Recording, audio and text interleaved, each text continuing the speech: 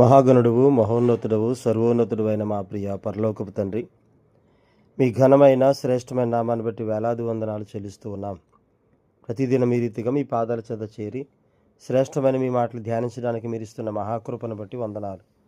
వాక్యం వింటున్న మా శ్రోతలందరినీ దీవించండి, దర్శించండి, బలపరచండి, ఆశీర్వదించండి. మీ కృపలో మమ్మల్ని ఆశీర్వదించి బలపరచమని కాంపిటేటివ్ ఎగ్జామ్స్ రాసి ఉద్యోగాల కోసం ఎదురు చూస్తున్న బిడ్డలు మంచి ఉద్యోగాల బిడ్డలు ఉంచండి. విదేశాల్లో ఉంటున్న మా బిడ్డలను దీవించి ఆశీర్వదించండి, బలపరచండి. ఆరోగ్యము, శక్తిని మీ కృపనిచ్చి నడిపించండి. దూర ప్రాంతాల్లో ఉద్యోగాలు చేస్తున్న బిడ్డలు మీ కృపనివ్వండి, మీ బలాన్ని ఇచ్చి నడిపించండి. హాస్టల్ నుండి చదువుతున్న బిడ్డలు చక్కని జ్ఞానము, కాపుదల, ఆరోగ్యము, శక్తితో నింపండి, బలపరచండి. మీ కృపలో వర్ధిల్లింప చేయండి. అనారోగ్యం గల వారికి ఆరోగ్యము దయచేయమని అడుగుతున్నాం. అయ్యా, గర్భఫలం కావాల్సిన గర్భఫలాన్ని సిద్ధపరచండి, వివాహాలు కావాల్సిన వివాహాలను ఏర్పరచండి. అయ్యా, సార్వత్రిక సంఘంలో చేర్చబడబోతున్న ప్రతి బిడ్డకు మీరే సిద్ధపడని గ్రహించి నడిపించమని యేసయ్య పరిశుద్ధ నామములో అడిగి వేడి ప్రార్థిస్తున్నాం తండ్రి, ఆమేన్. అందరికీ వందాలండి. కీర్తన గ్రంథం 31వ అధ్యాయంలో 4 చరణాలు మనం ధ్యానం చేస్తాం. ఈరోజు 5వ చరణాన్ని మనం ధ్యానం చేద్దామండి. కీర్తన గ్రంథం 31:5. నా ఆత్మను నీ చేతికి అప్పగించుచున్నాను. యెహోవా సత్యదేవ, నన్ను విమోచించువాడవు నీవే. దావీదు కీర్తనలో ఎన్నో రకాలైనటువంటి పదాలు లేదా ఎన్నో రకాల వచనాలు మెస్సియానికి సంబంధించిన, ప్రభువైన క్రీస్తు వారికి సంబంధించిన ప్రవచనాలుగా మనకు కనిపిస్తూ ఉంటాయి. యెహోవా యందు అతనికి ఉన్నటువంటి నమ్మకాన్ని బట్టి తనను విడిపించమని ఆయన ప్రార్థన చేస్తున్నాడు. తన ఆత్మని యెహోవా చేతికి అప్పగించాడు. నువ్వే కాపాడాలి ప్రభువా, ఇంకా నీవే మాకు సహాయకుడు అని ప్రార్థన చేస్తున్నాడు. దేవునికి తన ఆత్మను అప్పగిస్తూ ఉన్నాడు.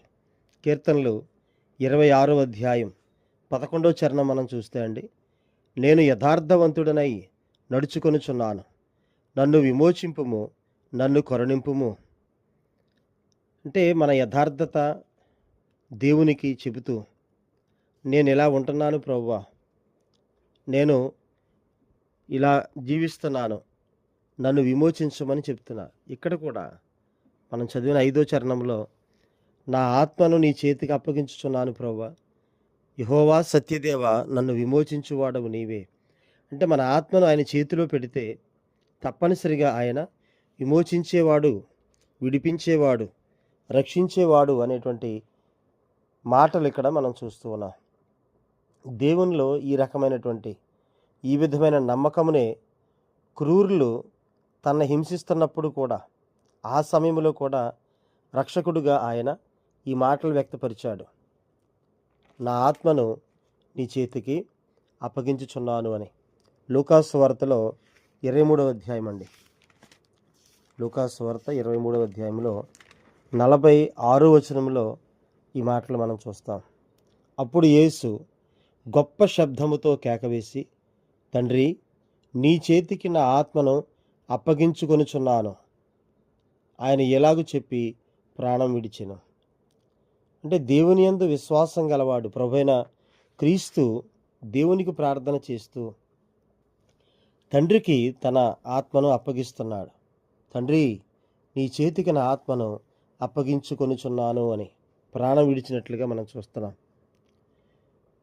యేసుక్రీస్తు వారి జీవితంలో నెరవేర్చబడిన ఈ ప్రవచనం కొన్ని వేల సంవత్సరాల క్రితం దావీదు ద్వారా అక్కడ ప్రవచనానుసారంగా చెప్పబడింది.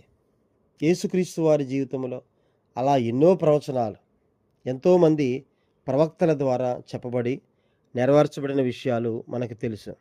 అయితే ఇక్కడ కీర్తనకారుని విషయంలో మనం చూస్తే దేవుని యందు అత్యంత విశ్వాసము గలవాడుగా దేవునికి ప్రార్థించి తన చింత యావత్తును ఆయన చేతులకు అప్పగిస్తున్నాడు. అంటే తప్పనిసరిగా తను నన్ను విడిపిస్తాడు, తప్పనిసరిగా ఆయన నన్ను కాపాడుతాడు, సో ఆయన చేతిలో నా జీవితాన్ని పెడితే భద్రంగా ఉంటుంది అని ఒక అద్భుతమైన భరోసా కలిగి ఉన్నవాడిగా దావీదు ప్రార్థన చేస్తూ ఉన్నాడు. అలా ప్రార్థన చేసి తన చింతను ఆయన మీద పెట్టి ఆయన రాస్తాడు కదా, పేతురు తన పత్రికలో 4:19లో ఆ విషయాన్ని పేతురు గారు చాలా చక్కగా చెబుతూ ఉంటాడు. పేతురు రాసిన మొదటి పత్రిక 4వ అధ్యాయం 19వ వచనం అండి. కాబట్టి దేవుని చిత్త ప్రకారము బాధపడువారు సత్ప్రవర్తన గలవారై నమ్మకమైన సృష్టికర్తకు తమ ఆత్మలను అప్పగించుకొనవలెను. మన ఆత్మలకు భద్రత క్రీస్తులోనే, మన ఆత్మలకు భరోసా క్రీస్తునందే. కాబట్టి దేవుని చిత్త ప్రకారము ఒకవేళ ఏదైనా బాధ కలిగినా, దేవుని చిత్త ప్రకారం ఒకవేళ ఏదైనా ఇబ్బంది కలిగినా, ఎందుకనంటే ఆ పై వచనాల్లోనే మనం చూస్తాం. 16వ వచనం, పేతురు మొదటి పత్రిక 4:16లో, ఎవడైనా క్రైస్తవుడైనందుకు బాధ అనుభవిస్తే గనక అతడు సిగ్గుపడక్కర్లా, ఆ పేరును బట్టే దేవుణ్ణి మహిమపరచాలి. అలా ఒకవేళ ఎవరైనా బాధ కలిగితే, దేవుని చిత్త ప్రకారం బాధపడితే గనక సత్ప్రవర్తన గలవారై, మంచి ప్రవర్తన గలవారై నమ్మకమైన సృష్టికర్తకు తమ ఆత్మలను అప్పగించుకొనవలను. సృష్టికర్తే మనలను నడిపించువాడుగా, సృష్టికర్తే మనలను విడిపించువాడుగా, సృష్టికర్తే మనలను ఆదరించువాడుగా ఉన్నప్పుడు తప్పనిసరిగా మన ఆత్మలను ఆయనకు అప్పగిస్తే అవి చాలా భద్రంగా ఉంటాయి. కొలసి పత్రికలు కూడా ఆ మాట మనం చూడొచ్చండి. 3వ అధ్యాయంలో, కొలసీలకు రాసిన పత్రిక 3వ అధ్యాయంలో ఆ మాట మనం చూస్తాం. 4వ వచనం అండి. మనకు జీవమై ఉన్న క్రీస్తు ప్రత్యక్షమైనప్పుడు మీరును ఆయనతో కూడా మహిమయందు ప్రత్యక్షపరచబడుదురు. అంటే అప్పుడు దాకా ఎక్కడ ఉంటాం మనం?